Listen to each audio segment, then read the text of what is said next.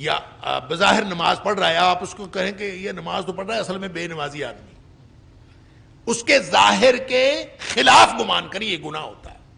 لہذا جتنے بھی دنیا میں انسان ہیں اس کے بارے میں آپ ظاہر کے پابند ہیں، اس کا حقیقت میں کیا ہے وہ اللہ جانتا ہے۔ آپ نے یہ نہیں حساب رکھنا کہ وہ اصل میں کیا ہے، وَحِسَابُهُمْ عَلَى اللَّهِ، ان کا حساب اللہ نے لینا ہے کہ وہ اصل میں کیا ہے کیا نہیں ہے۔ نبی کریم صلی اللہ علیہ وسلم منع فرمایا وَلَا تَجَسَّسُوا، جاسوسی بھی نہیں کرنی کسی کی، یعنی آپ چھپ چھپ کے دیکھیں اس کی زندگی کیا ہے، تاکہ میں اپنے اس برے گمان کے اوپر جو ہے وہ کوئی رائے قائم کر سکوں۔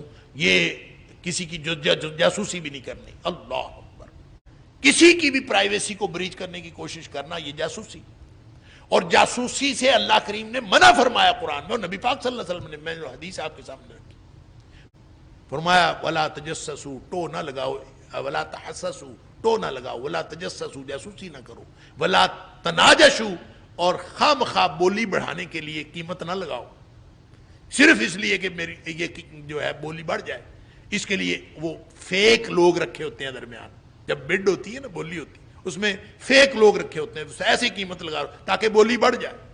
یہ ساری چیزیں معاشرت کے لیے زہر قاتل ہیں، مسلمانوں کی اخوت کے لیے زہر قاتل، منع کیا۔ وَلَا تَنَاجَشُوا وَلَا تَبَاغَضُوا، آپس میں بغض نہ رکھا کرو، کینہ نہ رکھا کرو۔ ایک دشمنی ہوتی ہے بظاہر عداوت، ایک ہوتا ہے بغض، بغض ہوتا ہے دل کے اندر کینہ رکھنا، دشمنی رکھنا۔ وَلَا تَبَاغَضُوا وَلَا تَدَابَرُوا، ایک دوسرے سے قطع تعلق نہ کیا کرو، ایک دوسرے کو چھوڑ دینا، ایک دوسرے سے منہ پھیر لینا، یہ نہ کیا کرو۔ وَكُونُوا عِبَادَ اللَّهِ إِخْوَانًا، اللہ کے بندو بھائی بھائی بن۔ یہ جو ہم سوشل میڈیا یوز کرتے ہیں، یہ ساری چیزیں ہماری جاسوسی کریں، ہمارا دماغ تک پڑھ رہے ہیں، ہم کیا سوچتے ہیں یہ بھی انہوں نے سمجھ لیا، انہوں نے طریقہ بنا لیا ہے، ہم کیا سوچتے ہیں سوشل میڈیا پڑھ لیتے ہیں۔ اب ویسے بڑا چرچا ہے مغرب میں بنیادی انسانی حقوق کا، لیکن کسی کی جو پرائیویسی ہے اس کی آزادی کوئی نام بھی نہیں لیتا۔ قرآن نے اتنی بڑی آزادی دی ہے کہ کسی کی جو پرائیویسی ہے اس کو بریچ کرنے کی کوشش نہ کرو۔ نبی کریم صلی اللہ علیہ وسلم نے فرمایا کہ اگر تو نے وہ بات کی جو اس میں ہے تو پھر تو تم نے غیبت کی، اور اگر وہ بات اس میں نہیں ہے تو پھر تو تم نے بہتان لگایا۔ بہتان اپنی جگہ حرام ہے، اور کہ نبی کریم صلی اللہ علیہ وآلہ وسلم کی حدیث کو محفوظ کرنے کے لیے ضروری تھا کہ جتنے درمیان میں جتنے راویوں کا تذکرہ ہے ان سب کے حالات زندگی کا پتہ کیا جائے کہ شخص تھا کیسا۔ اگر وہ فاسق ہے تو اس سے تو حدیث نہیں لی جائے گی، اور اگر وہ جھوٹا ہے، کبھی اس نے زندگی میں ایک بھی جھوٹ بولا ہو تو وہ کاذب کذاب ہے، اس سے محدثین حدیث نہیں لیتے۔ کسی نے ایک بھی کسی معاملے میں جھوٹ بولا ہو تو اس سے حدیث نہیں لیتے۔ اللہ، جب یہ حالات تھے تو اس طرح حدیث کو محفوظ کرنا ضروری تھا، تو اس لیے محدثین نے جو رجال کی کتابیں لکھی ہیں اور سارے حالات زندگی ان کے نقل کیے ہیں۔ یا ایھا الذین آمنوا اجتنبوا کثیرا من الظن ان بعض الظن اثم۔ اللہ اکبر۔ ولا تجسسوا ولا یغتب بعضکم بعضا ایحب احدکم ان یأکل لحم اخیہ میتا فکرہتموہ واتقوا اللہ ان اللہ تواب الرحیم۔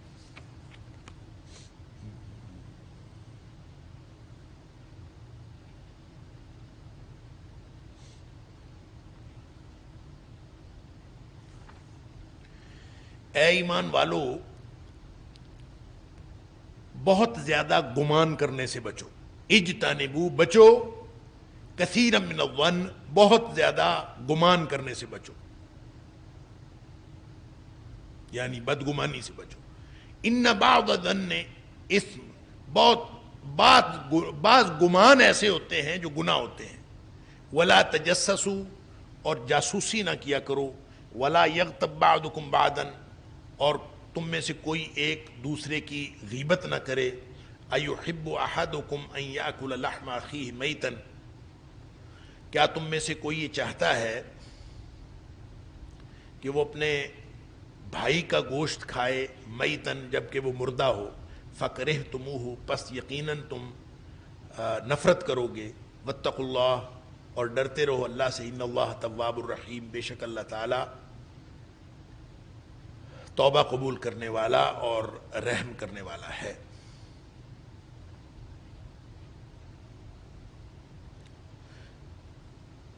دیکھیں یہ جو ظن ہوتا ہے نا، ظن یہ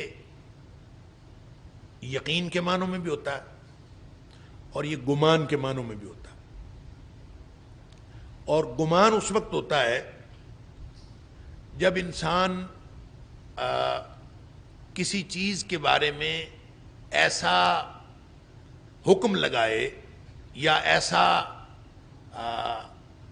کسی کے بارے میں نقطہ نظر رکھے جس کے بارے میں ادروائز بھی ممکن ہو، یعنی اس کے علاوہ بھی ممکن ہو۔ مثال کے طور پر میں کسی کو کہتا ہوں کہ یہ سچا آدمی ہے، تو یہ سچا آدمی یہ کوئی قرآن حدیث کی نص تو نہیں ہے کہ فلاں آدمی سچا ہے۔ ہو سکتا ہے میرے نزدیک وہ سچا ہو، اصل میں وہ سچا نہ ہو، اس میں امکان ہے کہ وہ سچا نہ ہو، وہ جھوٹا بھی ہو سکتا ہے۔ تو یہ میرا اس کے بارے میں گمان ہے کہ وہ سچا ہے۔ اسی طرح کوئی آدمی کسی کو جھوٹا کہتا ہے کہ یہ جھوٹا آدمی ہے، تو یہ جھوٹا بھی، کسی کو جھوٹا کہنا یہ ضروری نہیں ہے، وہ ہو سکتا ہے میرے نزدیک جھوٹا ہو، اصل میں سچا ہو۔ تو اس کا دوسرا ادروائز ممکن ہے، ممکن ہے کہ وہ شخص جو ہے وہ سچا ہو، میں اس کو جھوٹا کہہ رہا ہوں۔ تو اس طرح سے جو مختلف قسم کے گمان کرنا، حالات و واقعات کو دیکھ کر یا قرائن کو دیکھ کر کسی کے بارے میں کوئی گمان رکھنا، یہ انسان اس کے اوپر بہت سارے نقطہ نظر رکھتا ہے، بہت سارے فیصلے کرتا ہے۔ تو اللہ کریم فرماتے ہیں کہ اجتنبوا کثیرا من الظن، بہت زیادہ گمان نہ کیا کرو۔ بعض گمان اچھے بھی ہوتے ہیں لیکن بعض گمان گناہ ہوتے ہیں، یعنی ایسا ہو سکتا ہے کہ آپ کسی کے بارے میں اچھا گمان رکھیں، اور اچھا گمان ہی رکھنا چاہیے۔ اور نبی کریم صلی اللہ علیہ وسلم نے فرمایا ایاکم والظن فإن الظن اکذب الحدیث، گمان کرنے سے بچا کرو، اس لیے کہ جو گمان کرنا تو سب سے جھوٹی بات ہوتی ہے، یعنی کوئی پتہ نہیں ہوا، آپ کسی کے بارے میں گمان کرتے ہیں تو وہ گمان سچا بھی ہو سکتا ہے، گمان جھوٹا بھی ہو سکتا ہے۔ لیکن جب آپ ایک گمان آپ وہ کرتے ہیں جو اس کی ظاہری کیفیت کے مطابق ہوتا ہے، آپ کسی کو نماز پڑھتے دیکھتے ہیں، آپ کہتے ہیں یہ نمازی آدمی، یہ آپ نے ایک گواہی کی بنیاد پر، ایک دلیل کی بنیاد پر، ایک مشاہدے کی بنیاد پر آپ نے گمان کیا، تو یہ گمان گناہ نہیں ہے، اور یہ گمان سچا بھی ہو سکتا ہے۔ لیکن اگر آپ کسی کے بارے میں گمان یہ کریں کہ وہ بظاہر نماز نہیں پڑھتا یا بظاہر نماز پڑھ رہا ہے، آپ اس کو کہیں کہ یہ نماز تو پڑھ رہا ہے، اصل میں بے نمازی آدمی، اس کے ظاہر کے خلاف گمان کریں، یہ گناہ ہوتا ہے۔ لہذا جتنے بھی دنیا میں انسان ہیں اس کے بارے میں آپ ظاہر کے پابند ہیں، اس کا حقیقت میں کیا ہے وہ اللہ جانتا ہے۔ آپ نے یہ نہیں حساب رکھنا کہ وہ اصل میں کیا ہے، وَحِسَابُهُمْ عَلَى اللَّهِ، ان کا حساب اللہ نے لینا ہے کہ وہ اصل میں کیا ہے کیا نہیں ہے۔ آپ کسی کو دیکھتے ہیں، آپ کہتے ہیں یار بڑی اچھی تقریر کی ہے، بڑا نیک آدمی لگتا ہے، دوسرا کہتا ہے نو بڑا برا آدمی، یہ مینوں پتا ہے، بظاہر ایسا لگ رہا ہے اصل میں نہیں، وہ برا آدمی۔ تو یہ آپ نے اس کے ظاہر کے خلاف گمان کیا، ان بعض الظن اسم، یہ گناہ ہے۔ اس طرح کے جتنے گمان کیے جائیں گے وہ سارے کے سارے گناہ ہیں۔ نبی پاک صلی اللہ علیہ وسلم نے فرمایا ایاکم والظن فإن الظن اکذب الحدیث، کہ ظن سے بچا کرو، اس لیے کہ جب ظن کی بنیاد پر آپ کوئی فیصلہ کرتے ہیں تو یہ تو ایک بالکل جھوٹ بات ہے۔ ظاہری امر واقع کی طور کی بنیاد پر آپ نے ظن کیا تو یہ جھوٹ نہیں ہے، یہ سچ۔ اور اگر آپ نے ظاہری بات اور دیکھی اور ظاہر کے خلاف ظن کا اظہار کیا تو یہ گمان گناہ ہے، اور اس طرح نہ کیا کریں۔ ولا تجسسوا، اور جاسوسی نہ کیا کریں۔ ولا تحسسوا، ولا تحسسوا ولا تجسسوا، ٹو نہ لگایا کرو، یعنی ظاہری طور پر آپ کو پتہ چلا کہ آدمی بندہ تو مومن لگتا ہے، آپ لگ پڑتے ہیں اس کے پیچھے کہ میں یدی کوئی نہ کوئی غلطی پھڑنی، تاکہ آپ جو اس کے بارے میں برا گمان رکھتے ہیں نا اس کو یقینی بنانے کے لیے اور اس کو سچا بنانے کے لیے آپ اس کی ٹو میں لگ جائیں. اللہ اکبر. ہمارے ایک کلیگ ہوا کرتے تھے، تو خیر وہ ریٹائر ہو گئے، پتہ نہیں زندہ بھی ہیں کہ نہیں، اللہ تعالیٰ ان کی مغفرت فرمائے. انہوں نے مجھے ایک واقعہ سنایا. وہ کہتے ہیں میں اپنے استاد کے بارے میں، میرا استاد جو تھا، انہوں نے استاد کا بھی نام لیا، میں مصلحتاً دونوں کا نام نہیں لے رہا. تو انہوں نے بتایا کہ وہ بڑے معروف استاد تھے اور بڑے دھڑلے کے استاد. وہ کہتے ہیں کہ ان کا بڑا امپریشن تھا کہ بڑے اچھے زبردست استاد ہیں. تو کہتے ہیں میں نے سوچا کہ میں نے کسی نہ کسی دن ان کی غلطی پکڑ دی.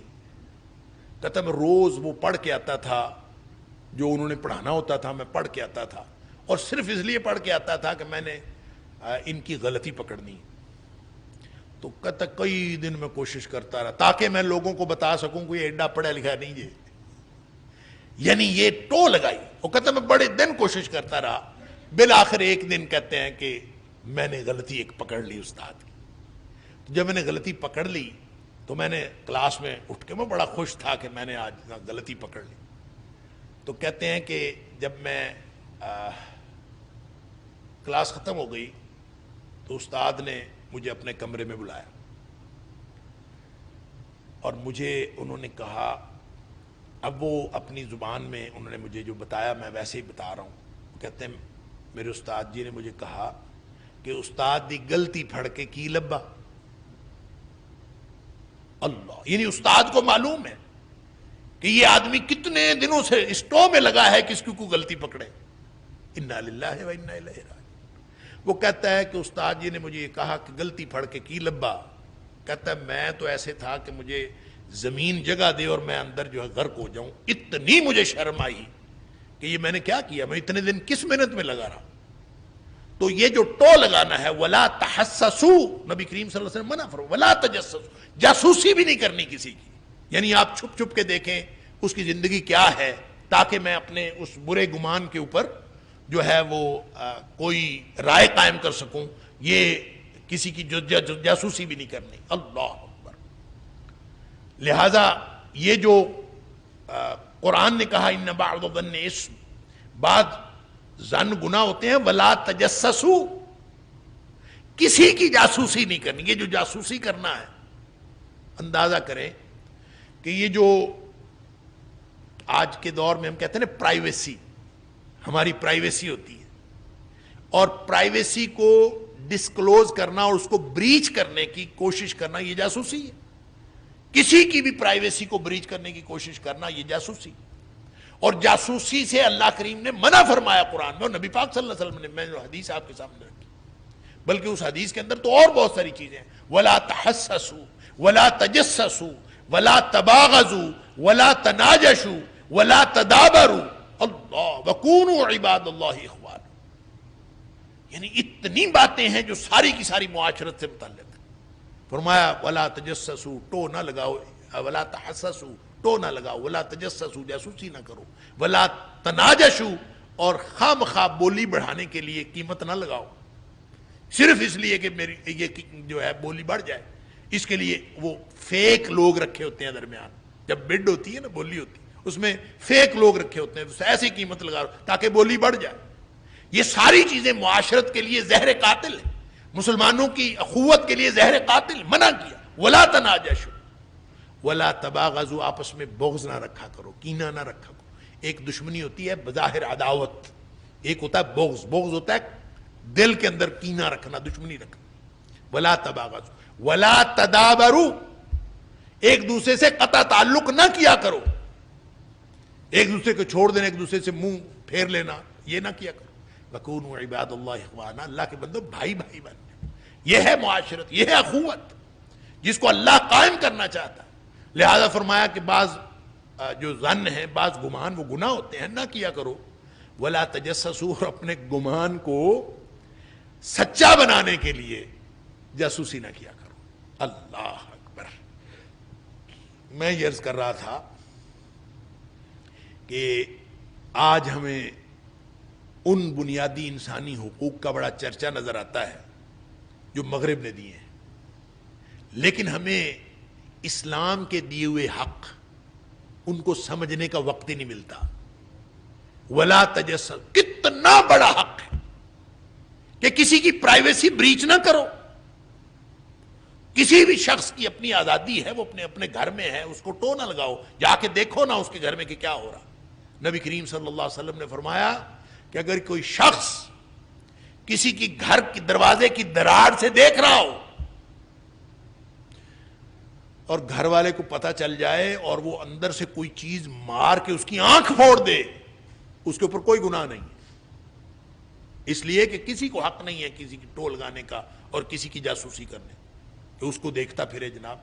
اور یقین کریں جتنا قرآن نے منع کیا ہے اور جتنا نبی پاک صلی اللہ علیہ وسلم منع کیا ہے کہ یہ جاسوسی نہ کیا کرو، اتنا زیادہ جو اہل مغرب ہیں یا کہہ لیجئے جو یہودی ہیں خاص طور پہ، وہ اتنا زیادہ جاسوسی کے نظام کے اوپر بلیو کرتے ہیں اور پورے لوگوں کی جو پرائیویسی ہے اس کو پکڑنا، اس کو دیکھنا، مانیٹر کرنا، پوری زندگی کا نظام اس بات. اور شاید یہ جو جاسوسی کا نظام ہے نا، جب ہم نے سورۃ المائدہ ہم پڑھ رہے تھے تب میں نے عرض کیا تھا کہ اللہ تعالیٰ نے یہودیوں کے بارے میں کہا ہے کہ یہ لوگ جو ہیں وہ سماعون للکذب اکالون للسحت، یہ پرلے درجے کے حرام خور ہیں اور یہ جھوٹ کے رسیا ہیں. سماعون بہت زیادہ سننے والے، للکذب جھوٹ کو یا جھوٹ کے لیے، دونوں باتیں درست، یعنی جھوٹ بنانے کے لیے سنتے ہیں، اپنے جھوٹ کو پختہ کرنے کے لیے سنتے ہیں، اور یہ سنتے ہیں بس لوگوں کی باتیں سنتے ہیں.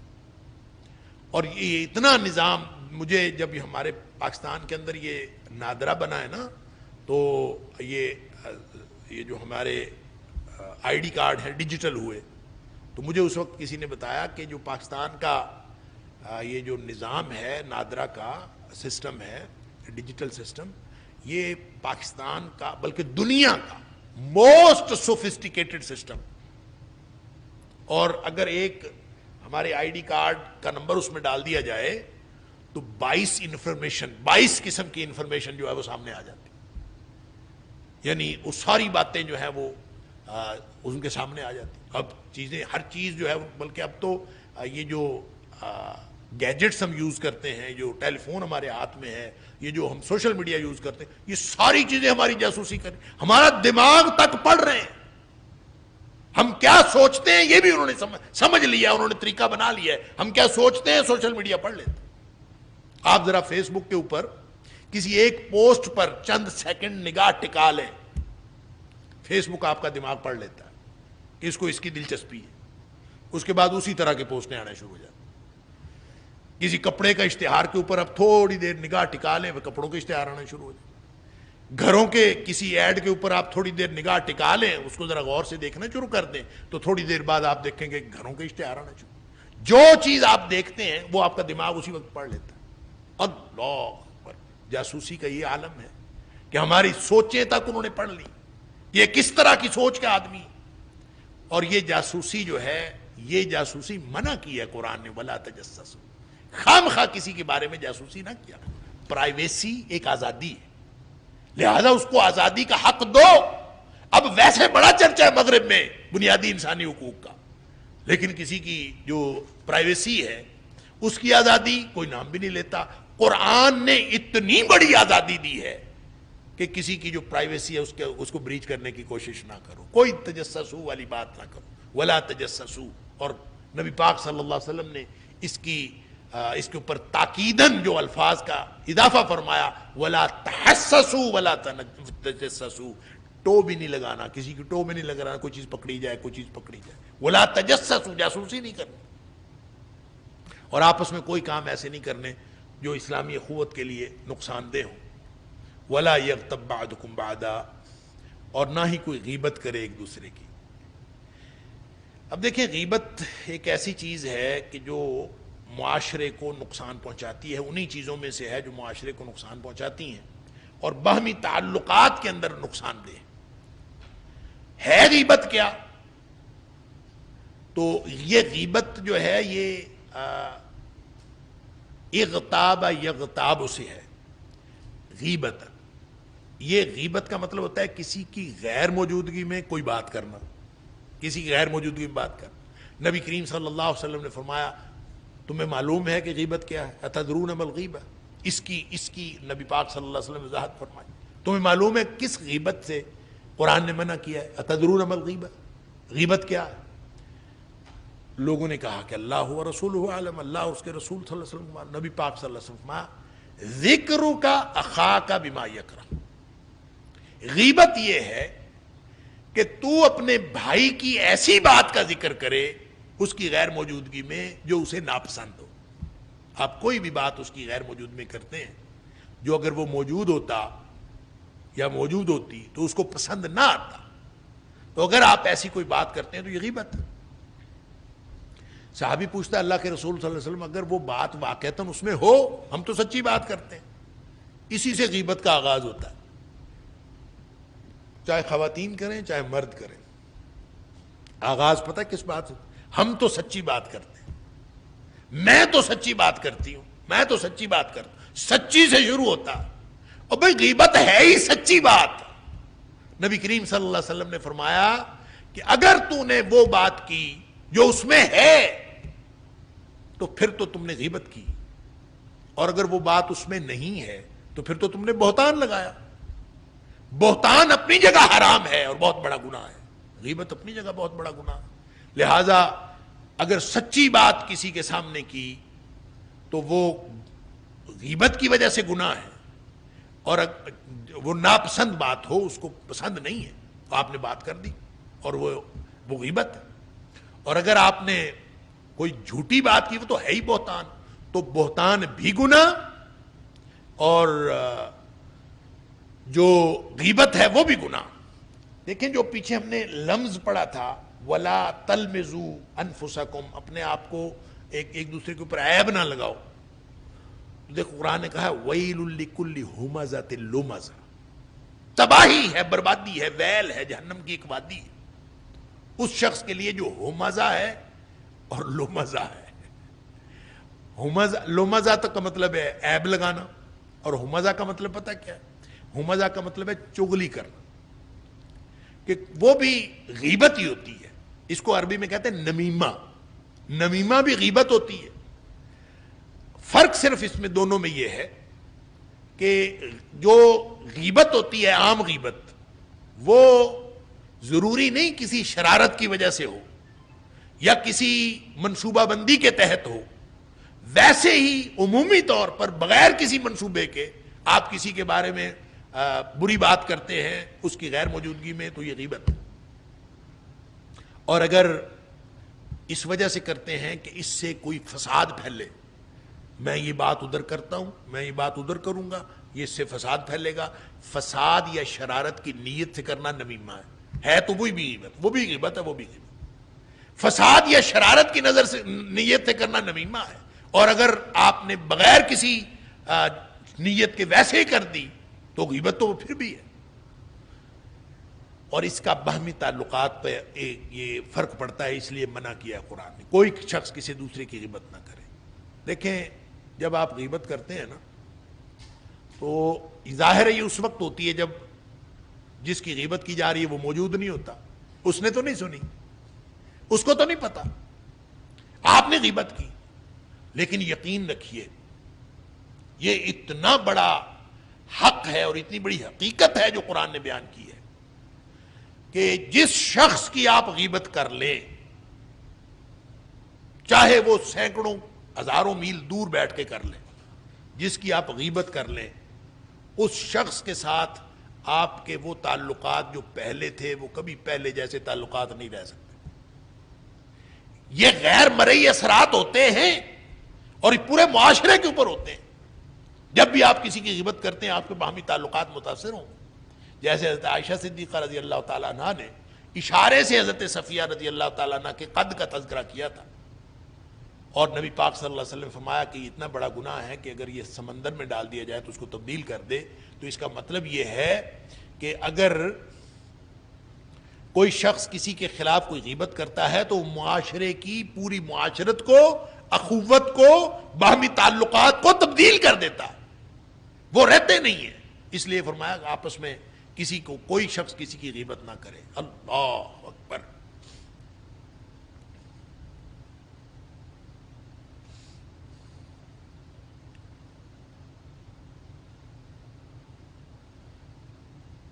أَيُحِبُّ أَحَدُكُمْ أَن يَأْكُلَ لَحْمَ أَخِيهِ مَيْتًا فَكَرِهْتُمُوهُ.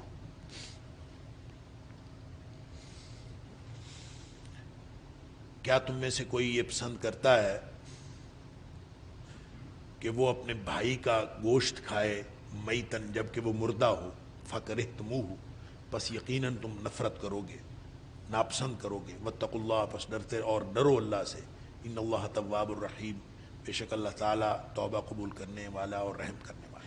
اب فرمایا کہ غیبت کرنا اتنا بڑا گناہ ہے جیسے کوئی شخص انسان کا گوشت کھائے. اللہ اکبر. انسان کا گوشت کھانا، انسان کا گوشت کھائے، کتنی قابل نفرت بات ہے. پھر فرمایا کہ وہ جو انسان کا گوشت کھایا جا رہا ہے وہ مردہ گوشت ہو.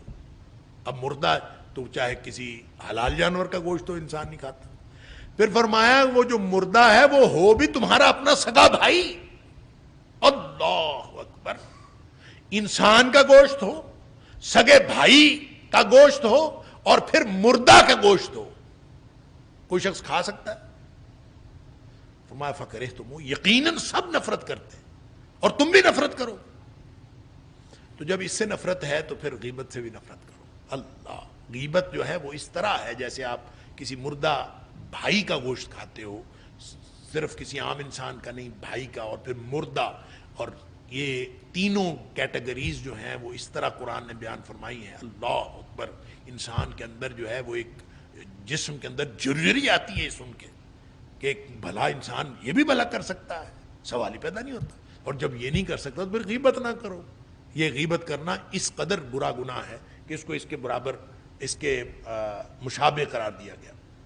واتقوا اللہ، اور اللہ سے ڈرتے رہو. اچھا، یہ جو غیبت ہے نا، اس کے بارے میں یہ ایک بڑی عجیب و غریب بات ہے کہ بہت سارے مقامات ایسے بھی ہیں، موقع ایسے ہیں کہ آدمی کو کسی کی بری باتیں بتانی پڑتی ہیں. یعنی ایسا موقع ہو سکتا ہے کہ بری باتیں بتانی پڑیں. مثال کے طور پر جب آپ اسماء الرجال کی کتابیں دیکھتے ہیں، اسماء الرجال کی جتنی کتابیں ہیں اس میں جتنے راوی ہیں احادیث کے، ان راویوں کے پورے حالات، ان کی پوری زندگی، ان کا پورا کردار، ہر چیز ڈسکس کیا گیا. وہ ایسا تھا، وہ ایسا تھا، اس نے زندگی میں ایک جھوٹ بولا تھا، اس نے زندگی میں ایک چوری کی تھی، اس نے فلاں کیا تھا. اللہ اکبر.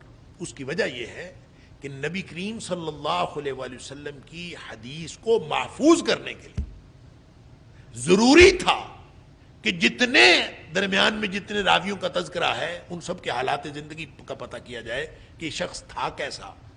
اگر وہ فاسق ہے تو اس سے تو حدیث نہیں لی جائے گی. اللہ. اگر وہ جھوٹا ہے، کبھی اس نے زندگی میں ایک بھی جھوٹ بولا ہو تو وہ کاذب کذاب ہے، اس سے محدثین حدیث نہیں لیتے. کسی نے ایک بھی کسی معاملے میں جھوٹ بولا ہو تو اس سے حدیث نہیں لیتے. اللہ.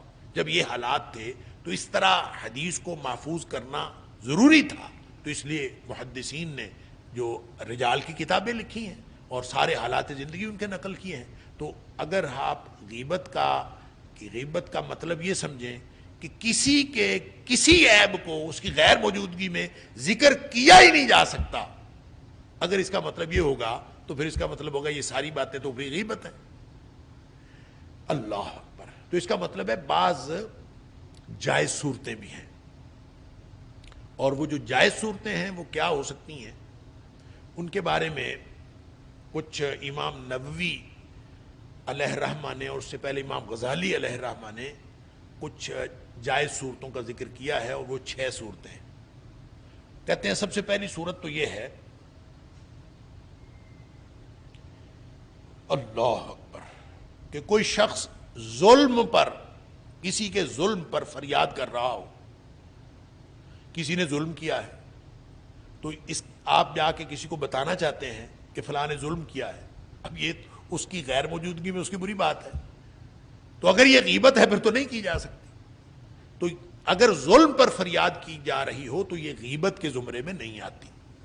قرآن نے کہا جہاں سے چھٹا پارہ شروع ہوتا ہے، لا يحب اللہ الجہر بالسوء من القول الا من ظلم، اللہ تعالی کسی برائی کی بات کو بلند آواز سے کہنے کو پسند نہیں کرتا، الا من ظلم، ہاں کسی شخص پر ظلم ہوا ہو تو پھر وہ شخص بات کر سکتا ہے، وہ لوگوں کو بتا سکتا ہے اور وہ فریاد بھی کر سکتا ہے. اور اسی طرح نبی پاک صلی اللہ علیہ وسلم نے فرمایا فَإِنَّ لِصَاحِبِ الْحَقِّ مَقَالًا، کہ جو اپنے حق کے لیے آواز اٹھائے تو وہ کہہ سکتا ہے، اس کو حق ہے کہ وہ آواز اٹھائے. لہذا ظلم پر کوئی شخص اگر فریاد کرے تو یہ پہلی صورت ہے کہ اس کو غیبت نہیں کہا جائے. دوسری صورت یہ ہے کہ کسی کو گناہ یا برے کام سے روکنا. اس نے کوئی گناہ کیا ہے یا کوئی شخص گناہ کر رہا ہے تو اس سے روکنے کی وجہ سے، روکنے کے لیے، ایک تو یہ نا ڈائریکٹ جا کے انسان روکے کہ رک جاؤ بھئی یہ کام نہ کرو، جس کو قرآن نے امر بالمعروف اور نہی عن المنکر کہا ہے، نیکی کا حکم دینا اور برائی سے منع کرنا. حدیث کے اندر بھی اس کی بڑی تاکید آئی ہے کہ برائی سے منع کرو. اور نبی کریم صلی اللہ علیہ وسلم فرمایا کہ جب بھی کوئی شخص برائی دیکھے تو اس کو ہاتھ سے روک دے، ہاتھ سے نہیں روک سکتا تو زبان سے نہیں تو دل سے برا سمجھے. تو یہ جو زبان سے روکنا ہے، ایک تو یہ نا ڈائریکٹ اس کو روکے کہ بھئی رک جاؤ، دوسرا یہ ہے کہ کسی کو جا کے بتائے کہ فلاں آدمی فلاں گناہ کر رہا ہے، اس کو روکو. کسی بڑے کو آپ اپنے بھائی کی شکایت کرتے ہیں جا کے والد صاحب کو کہ والد صاحب ابا جی یہ میرا بھائی یہ کر رہا، تو ظاہر ہے اگر اس کو گناہ یا برے کام سے یا ظلم سے روکنے کے لیے ہے تو یہ شکایت جو ہے یہ غیبت نہیں ہے. علی ھذا القیاس جس کو بھی کسی امر بالمعروف اور نہی عن المنکر کے لیے روکنا مقصود ہو تو یہ بھی وہ صورت ہے جو غیبت نہیں ہے یا غیبت کی جائز صورت ہے.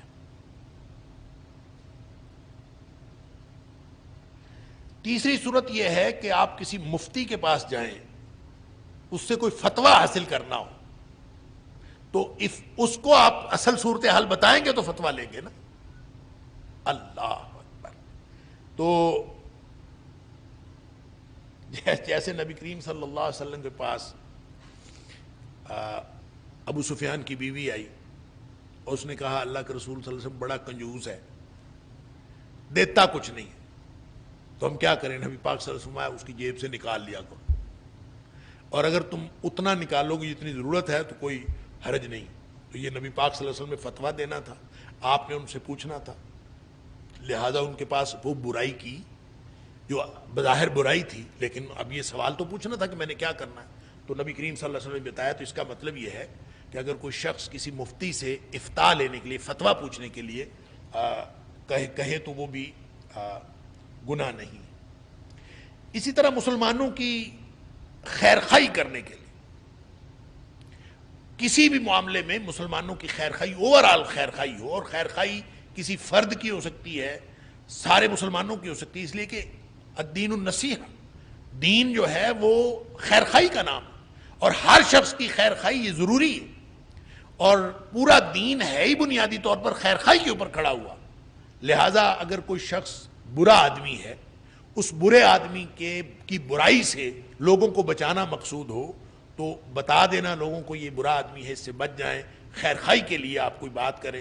اور اسی طرح جیسے میں نے عرض کیا کہ رجال کی کتابوں میں جو کچھ کہا گیا یہ بھی خیر خواہی کے لیے کہا گیا، امت کی خیر خواہی کے لیے، تاکہ حدیث کی حفاظت ہو، لوگوں تک محفوظ طریقے سے حدیث پہنچ.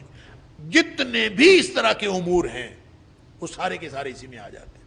نبی پاک صلی اللہ علیہ وسلم کے پاس ایک آدمی آیا، حضرت عائشہ صدیقہ رضی اللہ تعالیٰ عنہ فرماتی، ایک آدمی آیا اور میں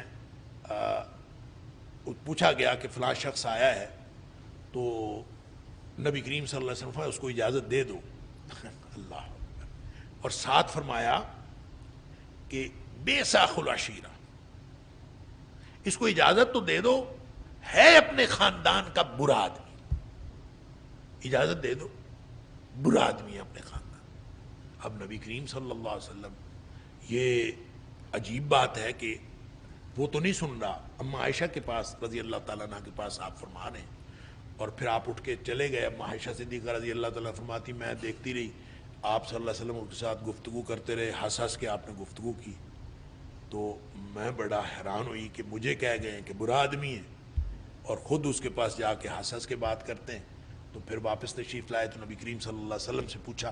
نبی کریم صلی اللہ علیہ وسلم نے فرمایا کہ اس لیے تمہیں بتانا ضروری تھا کہ تاکہ کوئی شخص نبی کریم صلی اللہ علیہ وسلم کی اس طرح کی جو باہمی گفتگو ہے اس کی، وہ گفتگو دیکھ کر یہ نہ محسوس کرے کہ یہ آدمی اچھا ہے، اس کو بطور دلیل استعمال کرنا شروع کر دے کہ یہ آدمی تو اچھا ہے. لہذا نبی کریم صلی اللہ علیہ وسلم نے انفارم کرنا ضروری سمجھا خیر خواہی کے لیے کہ یہ اچھا آدمی نہیں ہے.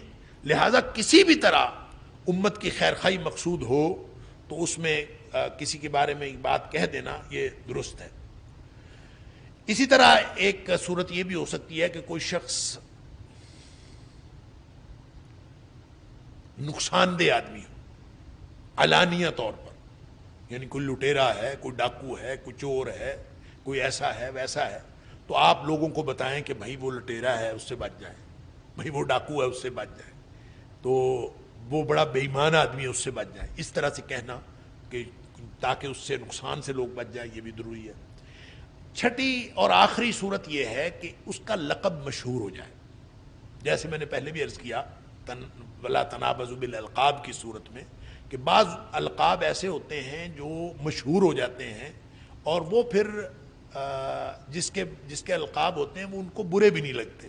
جیسے میں نے مثال عرض کی سلیمان العامش کی کہ چندھیائی آنکھوں والا، تو ان کا لقب مشہور ہو گیا، وہ خود بھی اس کو ناپسند نہیں کرتے تھے، ٹھیک ہے. اسی طرح اگر کسی کے بارے میں یہ مشہور ہو گیا، مثال کے طور پر حمید الطویل، لمبا آدمی، کوئی شخص تھا وہ لمبا آدمی تھا، اور اس کے لیے جیسے آپ کسی کو کہیں لمبو، یا ہم پنجابی میں لمب ڈھینگ، کوئی کچھ یہ ہے تو لقب ایسا جو اچھا نہیں لگتا. لیکن جب کسی کے بارے میں اس کی پہچان بن جائے کہ کون سا حمید الطویل، تو پھر اس میں، اور وہ خود بھی ناپسند نہ کرتا ہو، تو اس میں کوئی حرج نہیں ہے. اسی طرح واصل الاحدب، ایک شخص کبڑا تھا اور اپنے کبڑے پن کی وجہ سے اس کی پہچان بن گئی اور لوگوں نے واصل الاحدب کہنا شروع کر دیا، کوئی حرج نہیں اس میں. اور اسی طرح حضرت ابو ہریرہ رضی اللہ تعالیٰ، یہ لقب ہے نا، ابو ہریرہ کنیت ہے تو یہ لقب کی صورت اختیار کر گئی، تو ان کا اصل نام تو یہ نہیں.